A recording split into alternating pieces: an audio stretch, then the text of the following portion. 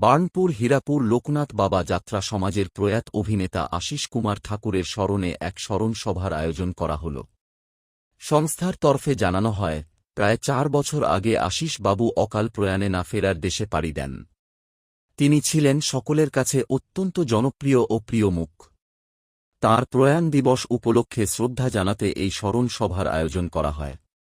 সংস্থার সদস্যরা ফুল দিয়ে প্রয়াত শিল্পীর প্রতিকৃতিতে শ্রদ্ধা নিবেদন করেন।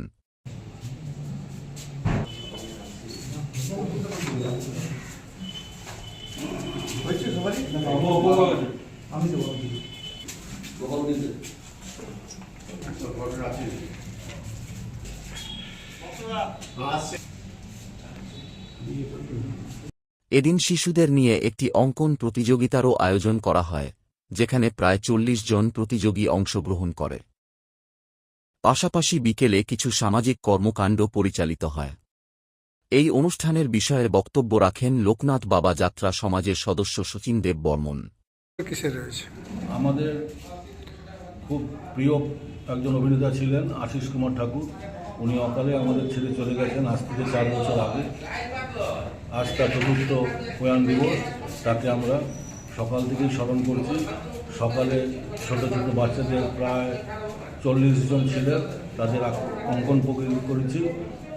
রাত্রে পুরস্কার বিতরণ সভা আছে, তার সাথে আরও কিছু সামাজিক কাজ আছে। যেমন 2-1 জন আছে যাদের কম্বল দেওয়া হবে, যারা বই কিনতে পারেনি তাদের বই দেওয়া হবে। এরকম সামাজিক কাজও কিছু আছে, সেটা বিকেল 5টায় শুরু হবে। তো এছাড়া মানে আমরা এটা কততম আপনাদের হচ্ছে?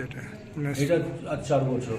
4 বছর ধরে আমাদের এই লোকনাথ বাবা যাত্রার সময় যদিও যাত্রাঙ্গিক ক্লাব, কিন্তু যাত্রার সাথে সাথে আমরা সামাজিক কাজগুলো করে থাকি। তার মধ্যে এইটাও একটা অঙ্গ। তো ওনার সবচেয়ে বড় অবদান কি রয়েছে আপনাদের সাথে? উনি একজন ভালো নির্দেশক ছিলেন, ভালো গায়ক ছিলেন, ভালো অভিনেতা ছিলেন। সব থেকে ভালো কথা যে ওনার ব্যবহার মানে একদম মাটির মানুষ ছিলেন। এখানকারই বাসিন্দা।